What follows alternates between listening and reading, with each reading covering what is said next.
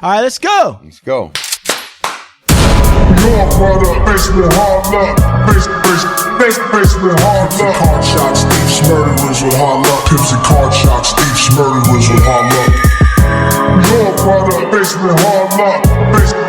Basement hard luck. Card shots, thieves, murderers with hard luck. Pimps and card shots, thieves, murderers with hard luck. Good morning and welcome to the Hard Luck Show. I'm your certified, qualified Westside host, Steve Lucky Luciano. That's right, ladies and gentlemen. Sitting across from me is my co-host, partner. Is Chumahan Bowen, American Indian, elegant barbarian, Southern Californian, here with another fucking awesome show again, and inventor of the hurricane. And on sound, Blue Eyes himself. Sean Lewis, certified audio professional engineer for the Hard Luck Show. Thank you. Thank you. We have Big Pick Mike and King Salmon in the house handling visual. Man, I don't know about you, bro, but I am fucking frustrated. Fucking frustrated, man. Like backed up, or what's going on? Backed up, man. Are the bags full? And motherfucking, people not fucking. Damn, I'm just fucking. I don't know, bro. I'm just frustrated. What do you make of that? Frustrated with people. Yeah, people. You know what? Frustrated with people not giving a fuck. I'm frustrated with me giving more. Me being, I'm just like, man, dude, it's frustrating to me. So. What if I was to tell you, fuck that? Fuck that! Fuck that! Maybe, just maybe, fuck that. What about that, my friend? Yeah, it's just fucking life. It ain't, I don't need to take it personal. I mean, it is frustrating, when people don't show up. Like, I have people that set time. Dude, I have clients sometimes, right? They're like, yeah, I'll be there at 1. And I'm like, great. And then they show up whenever they want to. I tell them, get the fuck on out. Sorry, you missed your window. I got shit to do. This isn't a birthday party where you can just show up with your little gift bag and your little balloons and trollops. Trollops. The fuck get a little trollop. I can't do that. I don't get rid of them trollops over there. Let me get a side order of them trollops. Get those trollops. I like. Can I get extra butter on my trollops? Well, you know what? You know what though, too, man. I mean, look it. You know how frustrating it is when somebody just doesn't make it happen, and you're not even counting on them. Right. Then it's 10 times worse when you're actually counting on somebody that fucking let you down. But I don't know, lately, we were talking earlier, Chuman, about, you're like, I've never been busier. Right. And I, bro, just from the outside, knowing your life and what you're about and what you're doing with your law firm, and I know that to be true. I'm fucking buried as well right now, man. Today I was feeling like I was just, maybe one too many days or many hours of being pulled in so many fucking directions, man. It was getting to me today, and things were just not working in my favor. Sometimes it's just one of them days where things are not working, and it's not one thing. Like once one thing ain't working, sometimes it's like, oh man, this is just following me through the day. It's just one of those days, and halfway through the day, I just was kind of like, I'm just gonna have to lean into it, man. This one's not gonna be. It's going to be, I know what it's going to be like today. So, I don't know, man. That and, but hey, what are you going to do? Things with this fucking podcast. What do you mean? That frustrate me. Yeah, what frustrates you? I mean, why are we being gentlemanly about it? I mean, no, like, I just feel, I feel like, a lot of motherfuckers have a whole bunch to say, and here we are, and you get frustrated. I mean, I don't know. I mean, are you gonna hang it up? Are you gonna? Oh no! Or is that at the end of the thing?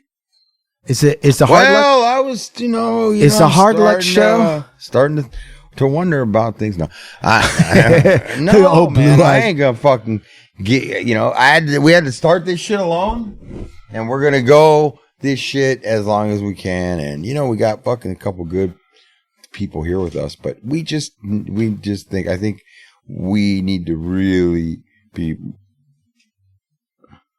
We just need to be squeezing the juice out of the lemon a little bit more. I thought it was because we need to be squeezing the. Yeah, but I'm not.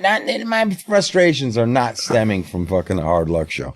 Maybe sometimes I'm a little bit stressed because it's time sensitive. It's every week, but I've kind of come to live around this thing. Does that make sense? Like this thing's in my life like a fixture. Well, I mean, that's how I feel.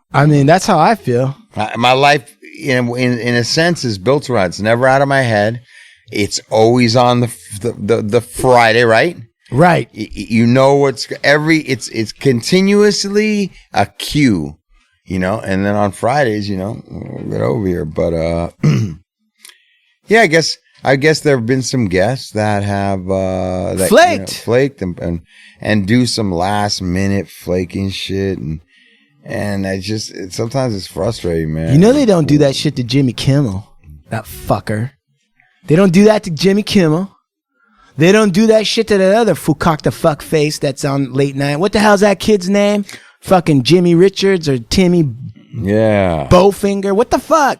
The other one. You got a Jimmy Kimmel. But they're doing it to Lucky. Who else you got? You got Conan O'Brien, that fucking fucker with the red hair. Oh, they're doing it to him a little, I think. Yeah. Oh, in the backside. Yeah. And then they got, no, who's the other guy that was your ex's favorite person, you fucker? That fucking Dr. Phil? Jimmy. No, there's Jimmy Kimmel. And there's another Jimmy, right? No. Jimmy Fallon. Yeah, it is Jimmy Fallon. A couple of Jimmys. Fucking hell. How is there a Jimmy Fallon and a Jimmy Kimmel? Because the fix is in. They're always saying, the Jimmy, not the Jimmy this, the other Jimmy, not and the there's Jimmy John's. Yeah, Jimmy John sausages. Then there's Jimmy Dean. Jimmy Dean. Give me my Jimmy Dean. It was as thick as a Jimmy Dean. You ever see who did we just talk to that told us? That was just sauteing in your head still, huh? Yeah. Simmering. You're over there shopping. You're looking at him like, hey, hold on, babe. I'll catch up to you in a minute. I want to kind of gaze over the Jimmy Dean breakfast sausage. Oh, big bulbous. Now look. The sausage patty. All right, so look it. We don't need guests. That's the one thing because we're also a topic show. What do you make? Right? What if I was? You said something about some big Polish fucking bodybuilders or something the other day. And I was listening to it on the fucking. Oh, we were doing the show where we're fucking with dude from Friends, and you were like, we're a couple of big Polish bodybuilders. Like I'm thinking to myself, why? The only reason he said Polish was because of Polish sausages. I say he's so stupid. Maybe these Polish guys might have fucking small fucking Johnsons, bro. He's like, couple big Polish fucking bodybuilders. like they're gonna take their pants off and both have big old Polish sausages. Yeah, like what you see in the store in that package in a loop. Big fucking big Polish sausage loop. That's what you're thinking. The big old Hillshire Farm's gonna smell like smoke. Like it was smoke. You crazy, dog. Some of the shit you say, dog. Dude, you have no idea how fucking crazy in my mind. I hear these fucking shows, bro, the second time around, and I just hear some of this shit spewing out of your mouth in between sentences. I'm like, this motherfucker just say that? I say a lot of weird shit. You do. I know. I live for it, man. You say that to me. My wife says that to me. Even the dogs look at me like, Like, what the fuck's wrong with this guy? All right, now look. Hey, do you remember the one time that Chumahan didn't have anything to say? When was that? It was when scanners took over your body at the fucking hotel. You wouldn't do anything except go like that. Slid down the thing. Ah, what's happening to me? Okay, so for the listeners that don't remember, make sure for the listeners that I thought your fucking head was gonna explode. I got scared. All the veins were coming out of his forehead and his neck, dog. For the listeners that don't remember, there was an episode where I got a leg cramp right in the middle of the show. It was like I was like, yeah, and I believe that Martin Luther King, down, and then bro. I was like, ah! You went down, bro. That was the crazy Hey, thing. bro, He when went down, dog. Man down. He went man down. The craziest part is that nobody rushed over to help me. Everyone just watched me die. Yeah, dude, because the way you were going, No, it was you like had you were so. homeboy I was help so captivated by the theatrics, dog. I was like, That was I was real. enjoying it. I didn't want to go touch anything. It made you remember a movie. You were like, that's like Scanners when that dude's head exploded. Then at the end, Episode after I got 31. done laughing, Episode 30. I ran over to go make sure you're No, all right. listen, You're I was all right. No, you had our showrunner. What was his name? Oh, Schwartz? No, No, it that was was way before pre-Schwartz. Schwartz. It was Who was the other showrunner? Yeah, who's the other guy? the guy with Spidey Stan Lee. Rob. Spidey Rob. Yeah. Oh yeah, he ran over. Yeah, there. he helped you. He's like pulling on your leg. And Oh, shit. he likes Yeah. pulling on. He saw. He's an like, opportunity. he was like, you know what's good for hamstrings is a jacuzzi. It's good for hamstrings or my hands. Hey, but all jokes aside, His mitts all right kidding there. aside, I told him, keep your meat hooks off of me. No, Yeah. all kidding aside, though, when you get a cramp in your hamstring, nothing else in the world matters. You don't give a fuck if you look crazy or not, because that's pain, bro. Have You ever been driving and that bro. happened? Yes. You have? What happens? I Did you fucking pull over? Yes. Yeah. You hit the fucking thing with your other foot. Yes. And you fucking got out of Oh, it. Yep. bro. But fucking the worst is fucking sex, though, bro. Oh. The worst is sex. To have a hey, just in case you guys don't know, life hack on fucking a Charlie horse or cramp. Keep pickle juice in your house. Right. If you fucking take a sip of pickle juice instantly, it's sodium just fucking, it removes it. I didn't know that for a long time, but right. always keep pickle juice. But when you're having sex and you're on a good one and then fucking, and I mean the ones that you're almost in tears, that you're praying because you can feel it coming back. Yeah. You're in fear of it coming back. You're begging and you know it's coming. You're begging. Yeah. You're like, what? Yeah. Where you almost can't breathe. Almost not that kind. And Fuck she that. thinks you're like doing some new shit. She thinks you're a pussy too. No. Like, yeah. Have you ever had? Have you ever had crying? Have you ever had like so like the cramp might be coming, but your nut's almost coming, and you're like, man, this nut better come before the cramp. Like you can feel it's like two racehorses in the body. Nah, I never had that. And then you start moving in a weird thing, and she's like, oh, he's trying to hit a different spot or something, and you're just like, whatever. I get cramps in my feet sometimes when I'm Dude, fucking. I get cramps anytime I point my feet out or try and use like those things. What are those things in the water? Flippers. Dude, bro, my feet cramp up as soon as they cramp. I feel you. Can you feel that coming on? Yeah, The worst- if I do it, it'll come on. No, but like sometimes, I'll check this out. So sometimes when I'm starting to sleep, right? Mm-hmm. It's weird. Weird foot positions will start calling the cramp on. And it won't, maybe it will, maybe it won't, but I can feel it on the instep. Is that from running? Nah, I don't know what it's from. Be honest with you, it's probably from some fucking artificial shit being in America somehow. Oh. Or it's the shoes. It's all the candy you ate dripping down to the bottom of your feet now. Or it's the shoes. Bro, I was just reading about this Lorena Ramirez. She's one of these Indians out of Chihuahua. She does ultra marathons, and all she has on are like sandals and that fucking like native Mexican dress. I'm gonna pull it up right now. And I was thinking about it. She wears traditional dress, same fucking marathons that this fucking Goggins is running.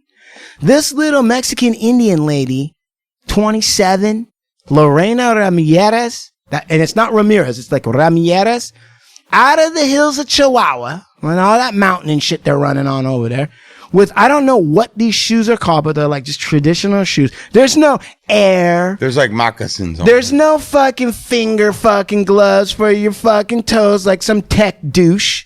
There's none of that. And she's beating them. She's outrunning all these fools. And it's because she trains and lives in the mountains. Fuck. Somebody fucking do some shit while I try to figure. I want to tell you about this. This lady. Do some shit right here, boy. We're gonna get you, boy. We're gonna get you a little something here, boy. Yeah, look at Maria Lorena Ramirez. Let's see. Look at this, dude. Is an indigenous long distance runner belonging to the Raramuri ethnic group. She lives in Chihuahua, Mexico, which is where that dog's from.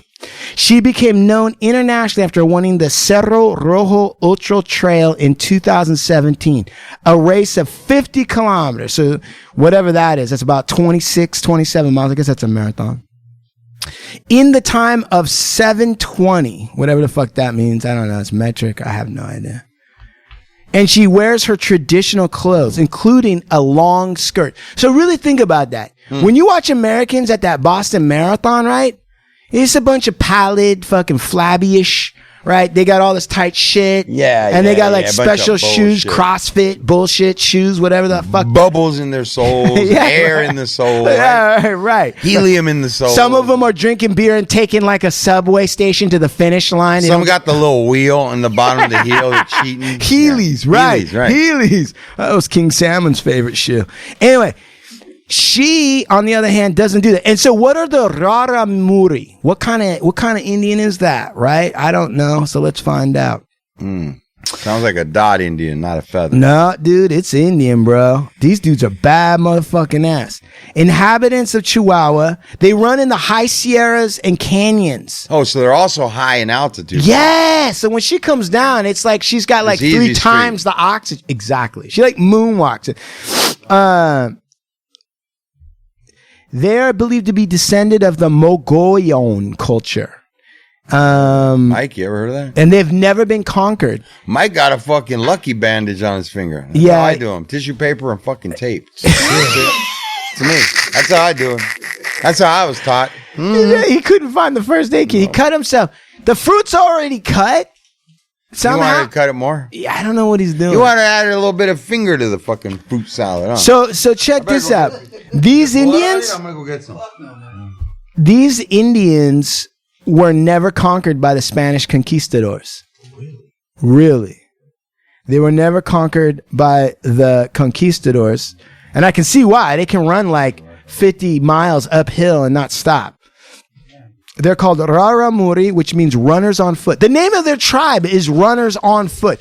You know what, dude? That tribe should fucking make a shoe. Yeah. Now you're talking. Raramuri. Yeah, well, they have a sandal. I'll see if I can find. Is it like a leather sandal? Or No, it's like a rubber. It's like they made it out of tires or something. Or known as those who run fast. There is. I just looked it up. There's a dude, Abibi Bikila of Ethiopia, who won the 1960 and 1964 Olympic marathons barefoot. Yeah. Okay, so check this out, bro. They wear what is called huaraches. Okay? Which is their traditional form of sandal. You should look at this, bro. You got a tire on the bottom? Dude, it's their open type of outdoor. They look like flip-flops that were made with fucking string.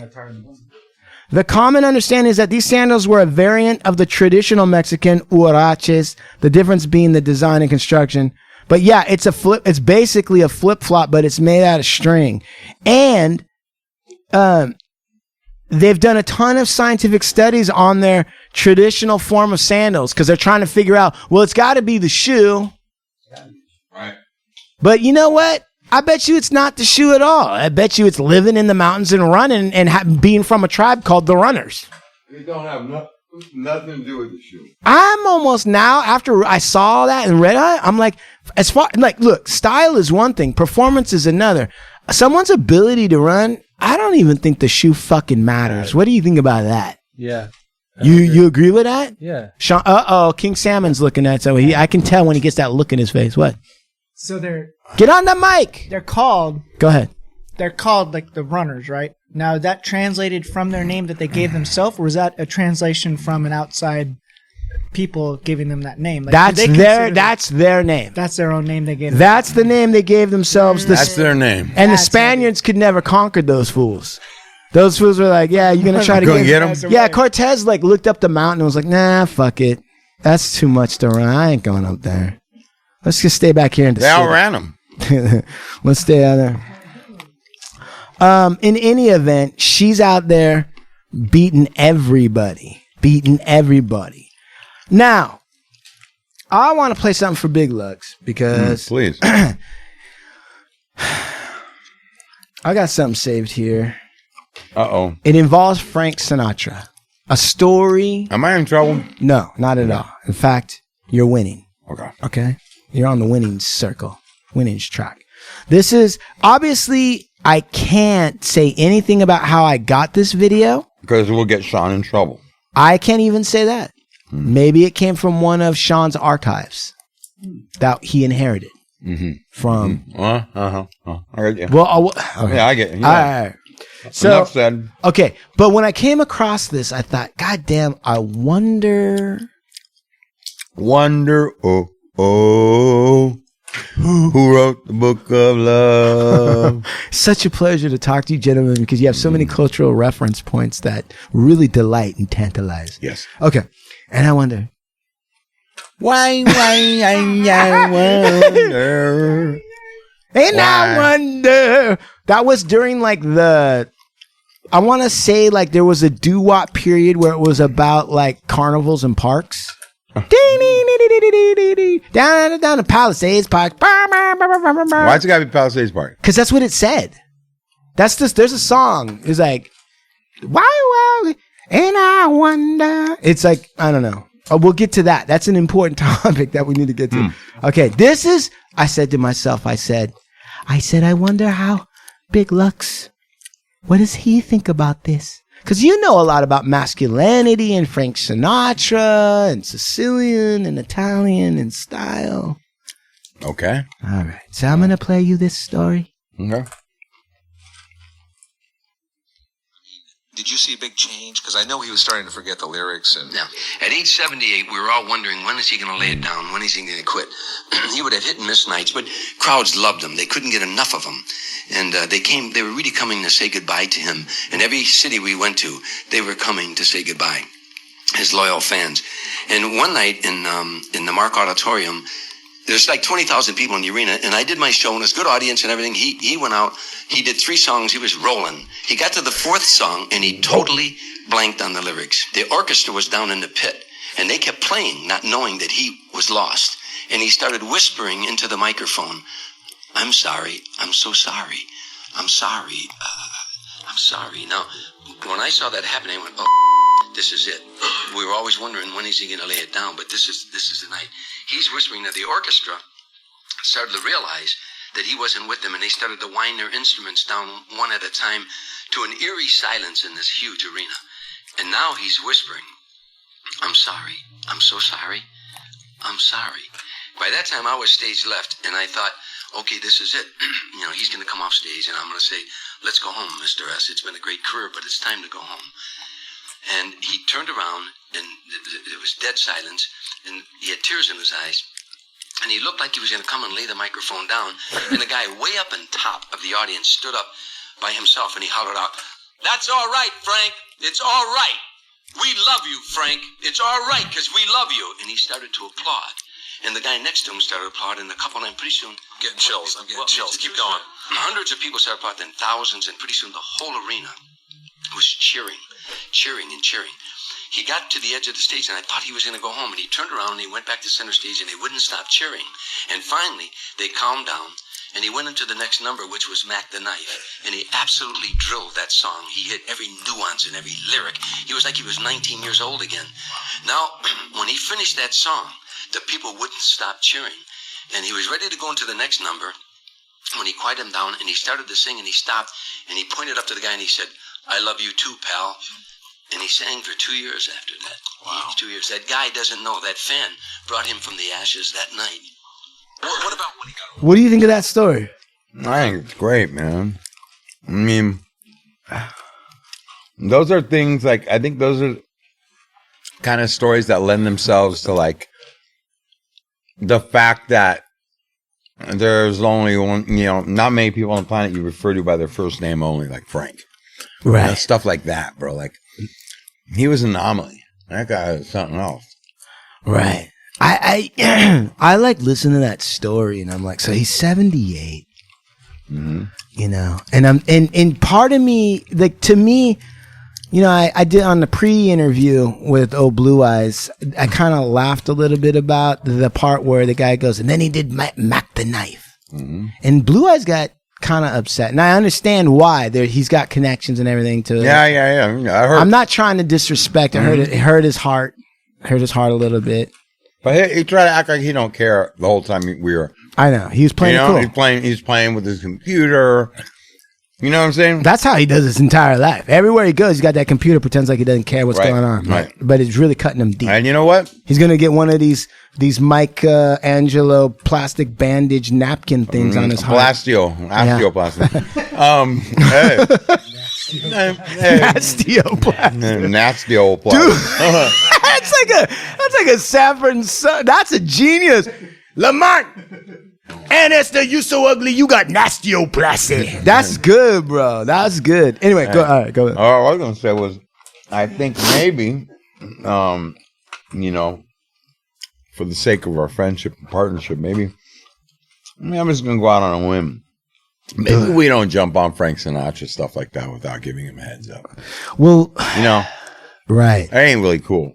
I mean, we're going to talk about my uncle. Or somebody related to me, and you're gonna pop that shit on me, my fucking stepdad, or something like that. Right? You didn't. I would think that you guys would confer with me first. That maybe some stuff I don't want to air to the public. I get it, but like, this is the Hard Luck Show, and you know what, man? We do real talk, and I get it.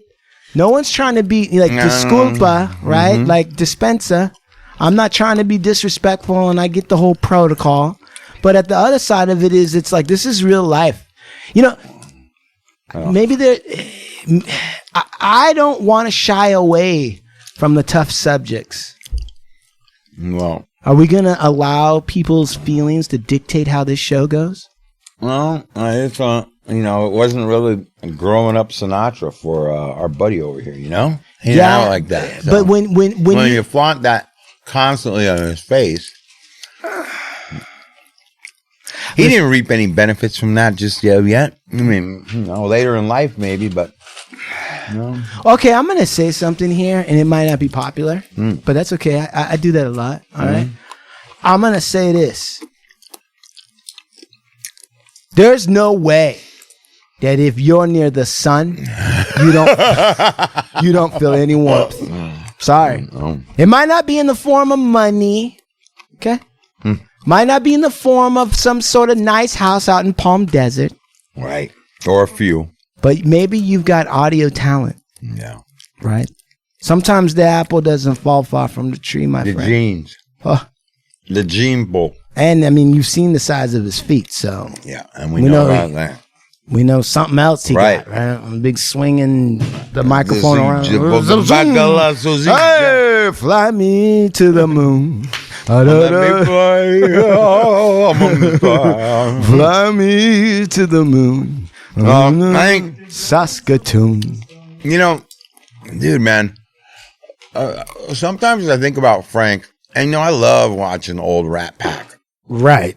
Stuff, bro. That was back when you could really smoke and drink and have fun. Yeah, dude. And if they couldn't cancel your ass from the fucking audience, you know what I'm saying? Like, right. You get the fuck out, right? Right. Escort it out if you don't like it. They ran that shit. You know what I'm saying? Right. But, dude, this dude was young when he started blowing and making it happen. Like, young. Look at fucking Sinatra on his first albums and shit. Right. He's young. That guy, dude, that guy's had it going. That guy had it going his whole fucking life. Everywhere he went, doors were alone. We talk about different rock stars on here and stuff. But Frank was like the globe, bro. He was treated like I don't know, man. I don't know if people wrap their head. We can't wrap our head around it. Dude, you can't. In fact, dude, some of these... You gotta be able to really live that shit to do that. Right. I mean, you have to be built for that at that level. Listen, okay, just to give you a sense of this guy's... The cut of Frank Sinatra's jib. Yes. one thing that he was known to say is, alcohol may be man's worst enemy, but the Bible says, love your enemy. He said that? He did say that. I think that... You know what's funny? What? Is that they're all drinking, and you see him and Sammy and all of them, but you know who acted really drunk all the time and they weren't? You know who that was? You mean they were acting drunk? They weren't acting drunk. One of them was. Yep. Dean Martin was pretending to be drunk? Dean Martin didn't drink I got. Well, he looked like he drank. Yeah. He'd No, act but like he even would the smoke coloring weed. in his face. Well, all of it.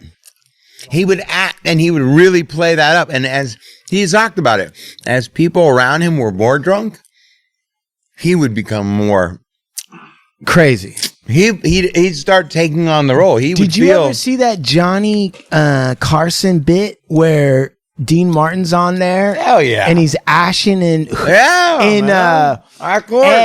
Ed's drink. Yeah, it's like one and he on television smashed. And he looked mad. Dude, his face and they're is laughing already... because everybody thinks he's smashed. Right. Yeah. And that, you're telling me that's a put on.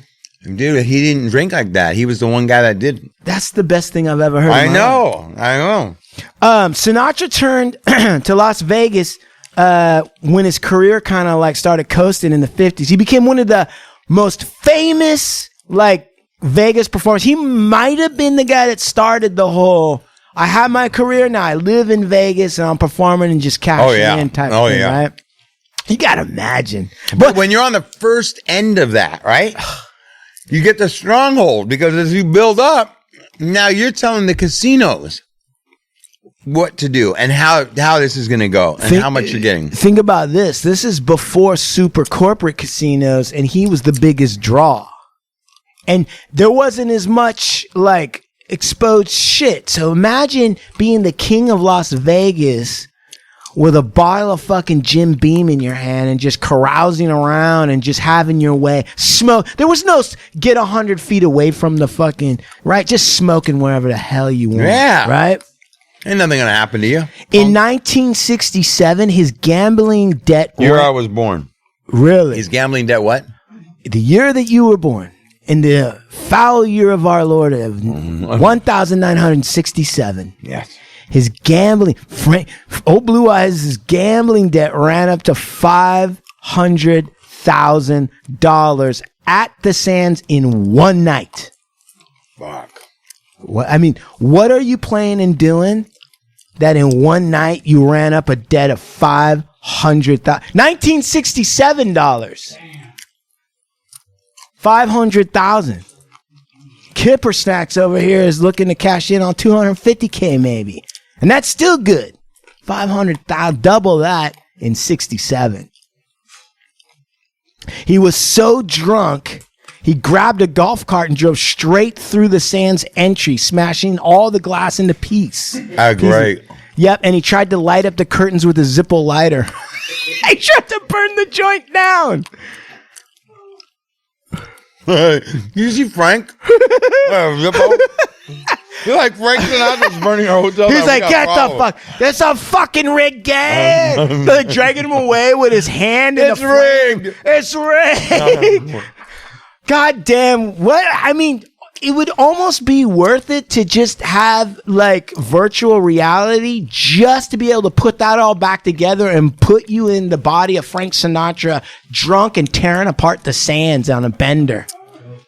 Nobody knows freedom. That's like when even the Constitution, they couldn't contemplate a level of freedom like that. Right? Probably the next day he probably performed, got back up on stage. The Sands probably apologized to him. Yeah, like that. Right. All right. Let's see. That was another one. Those guys really were treated like royalty, like presidents and shit in that town. And you know what? I never really understood. Frank Sinatra hated rock and roll. No. Did you know that? Did you know that Blue Eyes, did you know that Frank Sinatra didn't like rock and roll? No. He thought it was the most brutal, ugly, degenerate, vicious form of expression it has been my displeasure to hear. Quote, unquote. Imagine that. Crazy. I mean, dude, where do you stack him up? Okay, and then I know this isn't a fair question. I remember something, though. What? So, I think some of that is being said because he started in a time where there wasn't really rock and roll popping. Right. Then he comes into a place where he's blowing up. Right. Rock and roll comes in. Yeah. And starts stealing a big piece of that fucking. Yeah, I mean, and it's like, I think there's bitterness in that comment. Yeah, but I mean, it's hard to contemplate, but, you know, even the sun has to set sometime. He probably didn't like Elvis either. I don't know, but he definitely, I'll tell you, what do you think he thought was the worst record he ever heard in rock and roll? Like, in his mind, he's like, yeah, that's the fucking... The Beatles, I don't know. No. Come On Baby Light My Fire by the Doors said was the worst fucking song, rock and roll song he'd ever heard. Well, he was lucky he didn't listen to the NWA. Oh, bro. What are you kidding? I have a fucking stroke. Fuck the police. No. Yeah, you imagine? But I mean... He might like that. He might have liked that. That one he might like. He went, well, I don't like how it's executed, but I understand the underlying message. Mm-hmm. Man. God damn. And you know what? On a side note, did you guys know that Bob Geldof passed on doing The Wall, the film? He only went down to do a reading because of the director. He told the director, I don't like Pink Floyd. I don't like their group. I don't like their music. Sucks. He gets down there and tells fucking, our man, fucking, the fucking leader of fucking Pink Floyd. God damn, his name escaped me. David Gilmour. Tells him, David Gilmour, right to his face, you know, this is a bunch of, David's just like, yeah. You want to act like you don't understand it, but you understand this film. You understand it. And so he did it, and they were trying to tell him that it would be good for his career. And anyways, he did the film, and it put it out there. But I thought that was crazy, man, because Bob Geldof, you're watching him in that film, and you would imagine you're doing those scenes and all that shit. You buy into this whole thing. Like, you're part of it. Yeah. Well, that's acting. Right. So I was like, I was almost appalled because I've always really liked Bob Geldof and the Boomtown Rats. Yeah. But I didn't know he had that opinion. And once I heard it, it kind of killed Bob Geldof for me for a little bit. Well, you know what's interesting is, like, Hollywood's just famous. There's, like, always the great, like, Hollywood's famous for who passed on what turned out to be the biggest tittied hit in the whole world, right? That's the famous yeah. Tom Selleck was up for the role of Indiana Jones and he passed on it. Right. Mm-hmm. And he gets asked about it every once in a while, and his look on his face looks like he sits on shards of glass. Did you hear the one recently with Magic Johnson? No, what? And Nike? Shut up. You didn't hear that? No, come on. This is all in your head, Karen. What? So they're doing an interview with Magic Johnson. And he's like, yeah, bro, you know, he's like, I was young in the league, you know, and I didn't know what stocks were or anything. And he goes, so, you know, I forget what it was, but he showed up and two different people came in to see him with shoe deals. Right?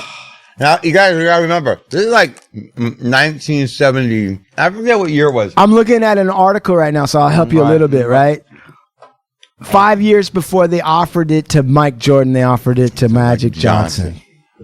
And it was, I think they were giving him 5% equity of Nike. Oh, shit. When did Nike start? Right? Nike and oh, don't start that. And Converse was in there, and Converse was offering money. Right, cash. Nike wasn't there yet. You guys remember, Nike was not Nike yet. Nike was still trying to build. And they go, we don't have money. What we have will offer you is a stock. That's it. This is what it says here. It says Phil Knight, right? The owner, starter, blah, blah, blah, blah, blah, blah. Right, Nike. All the companies offered me money, but Nike couldn't offer me money because they just started. Yep. So he said, stock. I'm going to give you a lot of stock. I didn't know anything about stock. I'm from the inner city. We don't know about stock. Right. So he doesn't do it, right? He doesn't do it. And now I think that the worth of it, you might quote me if I'm wrong, but I think it's something like 500 million. Actually, it's 5.2 billion. 5.2 billion is what that would be worth.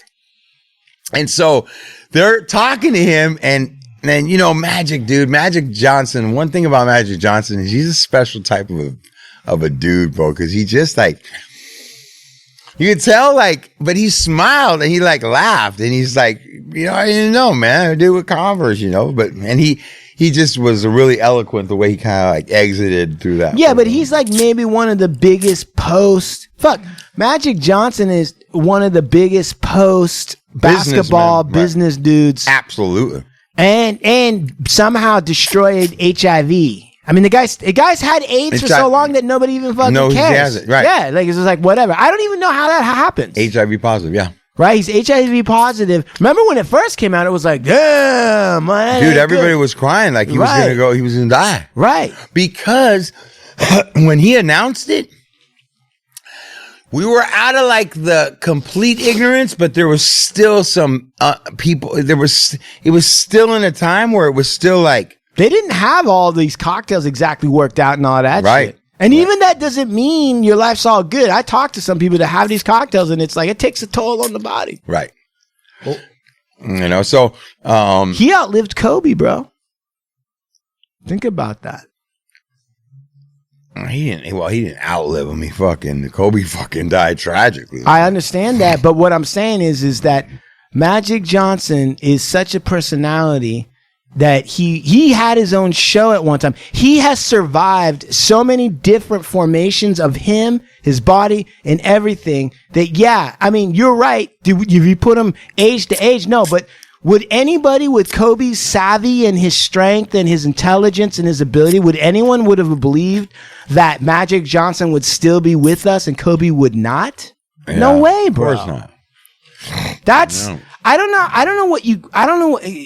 That was one thing when I was reading about, Michael Jordan. Mm-hmm. And I was reading about Kobe. Mm-hmm. And about these guys who somehow found a way to like be the number one in a world of number ones. And that primetime thing, whatever that was, Magic Johnson had it. Oh, yeah. I mean, he was electric. He elevated that game to something else. That it's never gone back down to the old way. It stayed up. It became the show. So the Lake Show. Right. That was the when they talk about dynasty, they're talking about the Laker dynasty. Right. Yeah. And I lived in Ladera Heights. What was that like, man? Let me tell you something, man. That's a real thing. When you say that he is a big businessman, right? That's real, bro. He really doubled down. Dude, he had a shopping center. Right. Next to by my house, and then a shopping center with a fucking TGI Fridays. That was Magic Johnson's TGI Fridays. Right. Well, a whole shopping center. He had the fucking Magic Starbucks and fucking, it was crazy, bro. Like, and he just, his name is in different stuff all around Baldwin Hills, Ladera Heights. He's like embedded in the community, embedded in business. He has multiple, like all sorts of shit in there. He really did, man.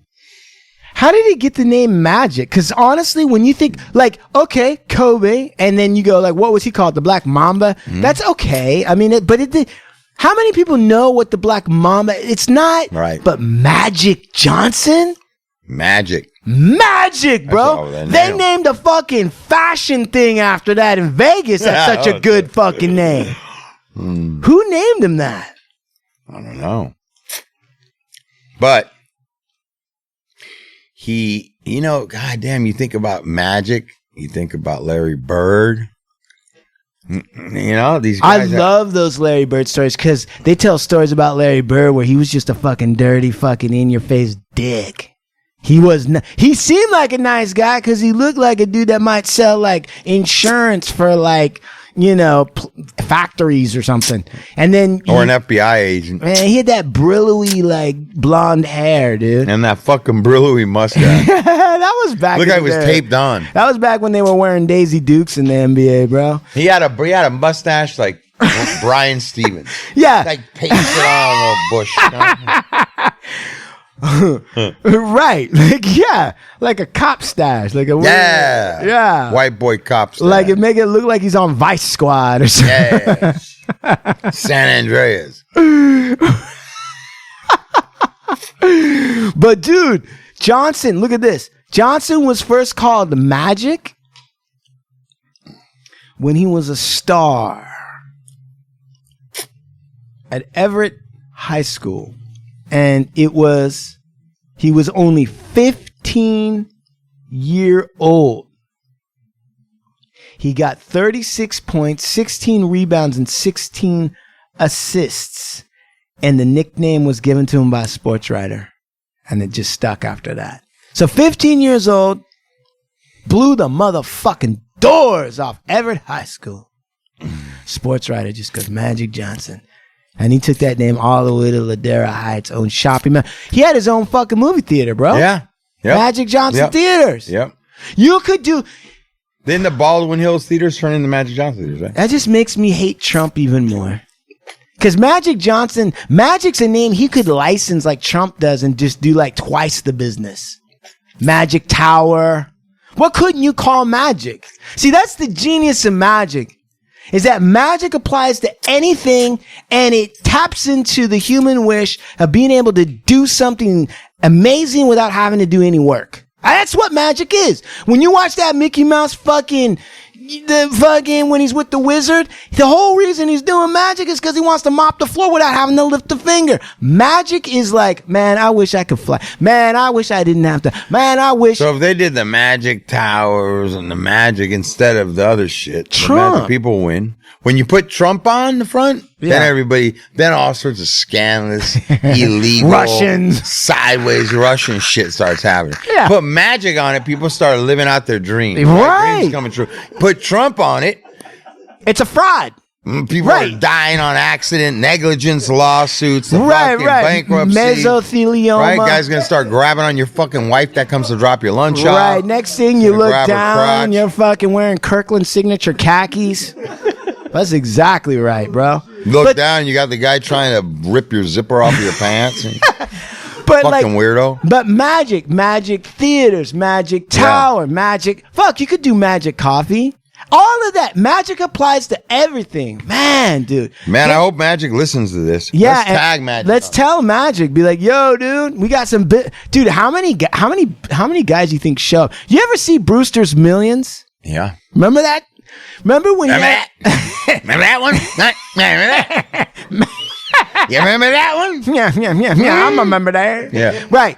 And then remember he had all that money and he was trying to spend it all. And so he had all these wacky like investors coming. There was a guy from Saudi Arabia that was gonna buy like a fucking whatever that was, like a giant ice flow. Didn't he have to spend a certain amount of money? I love that movie. Yeah, remember he was like just a regular black dude. It was Richard Pryor and John pulled him off Kennedy. the street.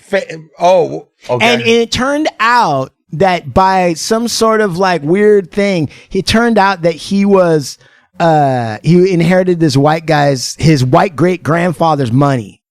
But the setup was this.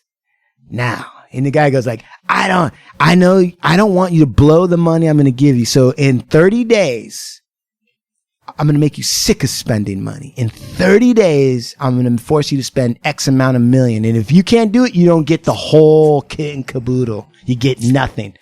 Or You can just take a cool $1 million right now and walk away. And Richard Pryor and John Candy are sitting there and he takes it. And that's like a great movie. They should remake that. Why haven't they remade that? You hear that? Now it's, why haven't they remade it? That's the problem. They're remaking every fucking thing. But now that's the dialogue. They should remake that. It was good then. It'll be even better now.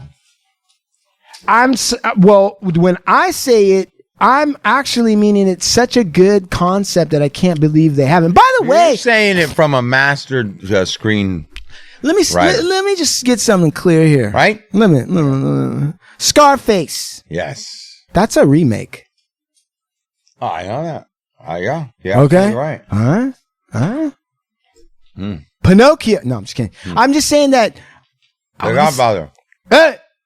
I mean, if you think of a book as a film of a book adaptation as a remake, possibly, yeah. You know what? That's such an interesting thought that you had there. Mm-hmm.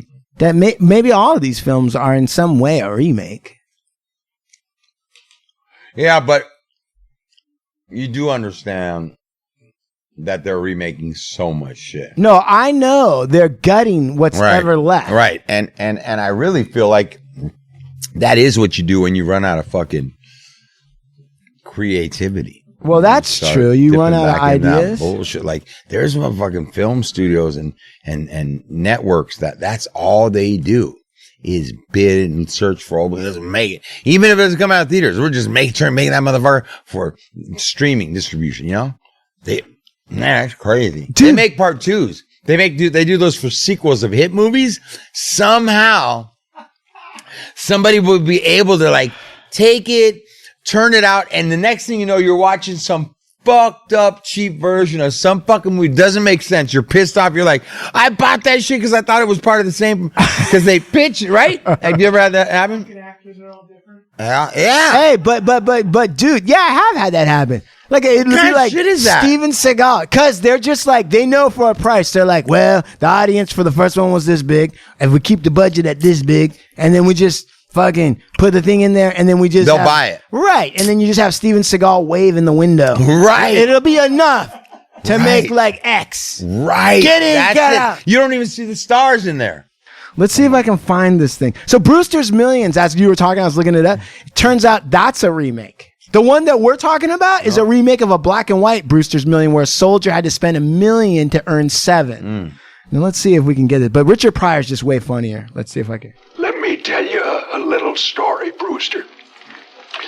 When I was 7 years old, my daddy caught me smoking a cigar. Locked me in the broom closet for 3 days and 3 nights with nothing but a box of cigars and a book of matches. So the rich guy, right? This is his film. He's telling Richard Pryor right now why he's going to put these. Okay. Other people might not know. No food, Brewster. No water, just those goddamn cigars. Wouldn't let me out until I finished every last one of them. Taught me one hell of a lesson. I'm going to do to you what my daddy did to me. I'm going to teach you to hate spending money. I'm going to make you so sick of spending money that the mere sight of it will make you want to throw up. So, here's my proposition. You have 30 days in which to spend $30 million. That's nothing these days. If you can do it, you get $300 million. There's got to be a catch. Of course there's a catch. You have to spend the $30 million. But after 30 days, you're not allowed to own any assets. No houses, no cars, no jewelry. Nothing but the shirt on your back. So it sounds easy, don't it? Well, you'll find out.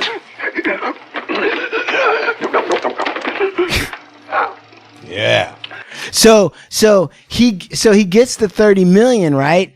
And then the best scene for me is, and I think his buddy John Candy doesn't know nobody's allowed to know. So they just think this black dude got 30 million and he's blowing it all MC Hammer style. And they're freaking out. And John Candy's like telling him like, what are you doing, you fucking idiot? And he takes, and there's limits. He takes like $100,000 or something like that, calls a New York bookie and goes, look, all long shots. Put it all on all long shots, right? And then like John Candy screaming at him like, you fool, what are you doing? And then like a week later, they all hit. And he spent like 10 million and he just made another 20 million.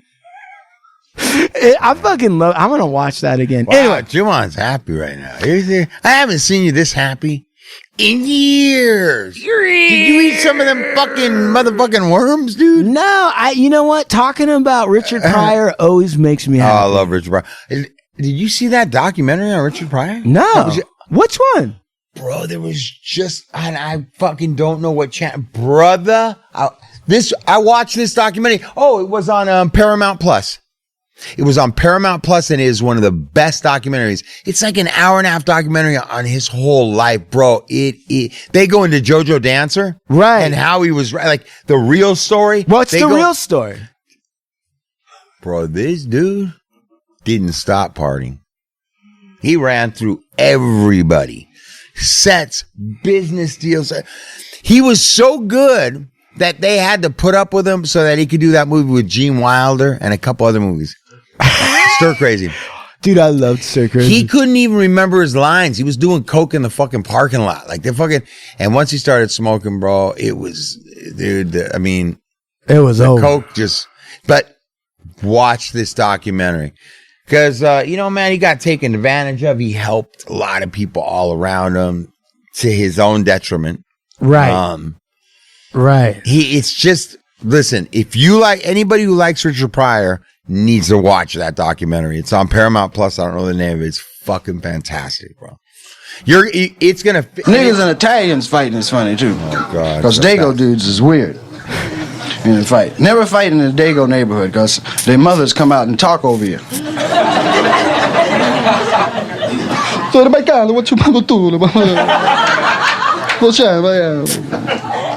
You go home, Sonny. They don't hurt you no more. Okay, girl.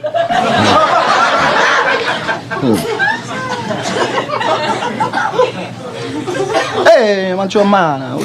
They do it too. What's up? Learn it from a nigger, you know.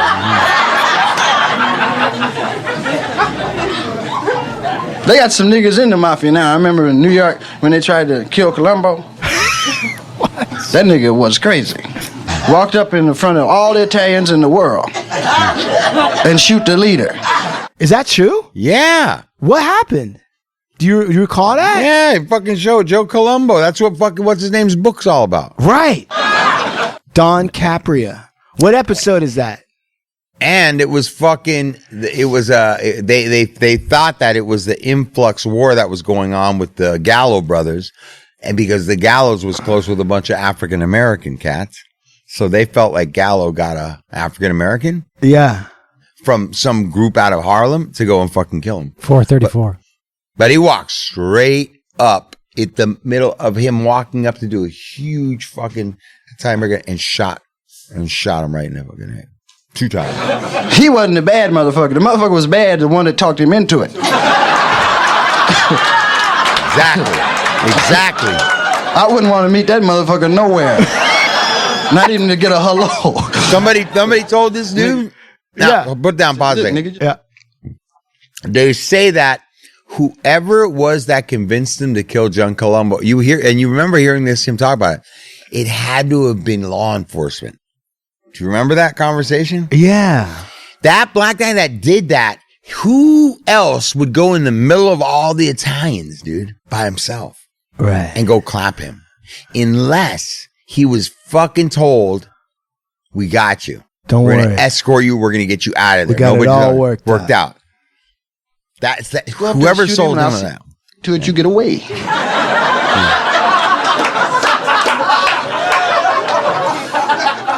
That nigga didn't even have time enough to know what he did. You fucking. They ain't never found nobody shot the nigga and they ain't looked. They found 822 guns. And the dead niggas said, well, I guess that case is solved. He committed suicide. Does this make you uncomfortable, Blue Eyes? No. Okay. Yeah. You know, niggas and white people fight. I always be rooting for the nigga, even if he bad. Please whoop the white folks. I don't want white folks to win nothing. Even Jerry West. I wish that motherfucker couldn't play basketball. That's funny. That's really funny. That's it. But that motherfucker plays some basketball. I seen him make niggas look ridiculous on the back. I mean, niggas be out here, Jared done made 22 points. It's embarrassing, you know. Because they don't give a nigga a break. You know what I mean? Jackson 5 be singing their ass off. They be talking about the Osmond brothers. Man, I love that might be like maybe my number one hero is Richard Pryor in terms of. You better watch that documentary, bro. It is fantastic, and it leaves you off knowing stuff about him that you didn't know. Man, dude, watch that documentary. You're gonna thank me. I will. I'm thanking you right now. Okay. Hey. Thank you. You're welcome. Good night. Hey, guys. Go ahead. Start it off, Chumahan. All right, listen. Supermax Hardware, supermaxhardware.com. We got we're dropping soon. Something dropping's huge. It's going to be big, and it's going to be with a bunch of Italians, and we don't care. And? Alien. Delta 8. Alien CBD. Oh, yeah. Old Blue Eyes favorite. Go look them up. Yeah. These are our sponsors, man. Yeah. You know, these are our partners with Bolt. That's with right. Bolt CBD. Our partner. So shout out. Look them up. Check them out. Show the camera the. I will. I'll get over there. Yeah. Also brought to He's you a professional. by Vibes. All right. Vibes rolling paper. So don't forget, man. Vibes is a big sponsor of ours. And Bolt CBD. Yeah. Right? Bolt CBD. Hey, what's CBD good for, dude? Like it relaxes you. It does. It calms you. It definitely helps with not like the pain, not like pain, but like discomfort, like joint, whatever. It would definitely relax you. But I'll tell you right now, it was the Delta 8. Yeah. That got him. Yeah, you got Delta 8'd, old Blue Eyes. That's what got him. Yeah. Dude. Because that can affect you. If you don't do anything at all, you all will feel it a little bit. But the CBD, Sean? Yeah, here, try these, Sean. Oh, yeah. Sean, come on. Can you hand these to Sean? Tell him to chug those. You need all those. Chug those. Dude, don't be scared now that you're going to get high. Read the label, dude. CBD isn't doing anything. I was there. Listen, I was there. I watched him grab 2 out of the thing, and he ate the 2 gummies, right? And then it was a Delta 8, and then I looked over at him, bro, and he was not doing well. He was like... He was Delta 8'd on the table. Dude, he was like holding on to the ping pong table like he was on a ship. He was like, ugh. Yeah. What were you feeling, dude? Like I was going to lose my mind. Anyway, Alien. You want to lose your mind? Well, do Alien, Turkey Tails, all of it. And big shout out to the Vibes Tribe, Cookies, Big Burn, Soul Assassins, Esteban Oreo, and Enzo's Pizzeria. Oh no, Enzo's Great Pizzeria. fucking calzones tonight. Thank you. Pizzeria. Of Vonnerbone LLP, we wear braids to court. Candle buds. Buds. Come on. There you Come go. on. Heavy Melta. Dude, Heavy melter. Check this out. This is a Yeah, look at this that is thing. a candle. That's a candle, man. Look at that. Badass right there. Right. Crazy. You get hit up by the police. They rummage through your fucking bag. They pull out what they think is paint. No, sir. It's my birthday. It's a candle. That's right. Sean at movemental. Running around with a candle in my... audio and hard And no pockets. luck needs. Wait. Sean at movemental.media. Right, for all your audio. This guy. All your hard cock needs, he said. Listen, I got a client that utilizes Sean's services individually, and I got another one that's thinking about renting out or dealing with our Hard Luck studio. Sean's handling it. He's very serious. He's he's a Pisces. What are you? Virgo. He's a Virgo. He's a Listen, Virgo. www.hardluckshow.com. And he's got really excellent fingers for twisting knobs. All you ladies. Hey, with that, Yeah. knob twisting. Oh, Mike, you got something to say? Get in there, partner. Yeah. Don't get that. Go on, big Mike. Go on, get it. boy. Get that weird. Go on, boy. Come on. Get on up on that, boy. Ba-da-ba-ba. photography. Shout out to Instagram. Jesus, what's up, y'all? Fucking Hard Luck fam, you know who you are. And Mr. and Mr. Earbuds out there. Check you out. And then King Salmon. King Salmon, what do you want? Get up on What do that you want mic. it? Get nice and close. Dragonbags.com. Wait, no. King. Hold the bottom. Hold on. Hold cup the bottom. Here we go. Okay. King Salmon, get on the mic. Yeah. Here. I'm getting on it. We Get on it. Dragonbags.com for all your cornhole bag needs. We got cotton patches, and we got Beyond Dragon for my Instagram for all the other imagery and video and all that kind of good stuff. Hey, it's my king, and I'm here with Hey, man. we're gonna do the Airmail show. We're out of here.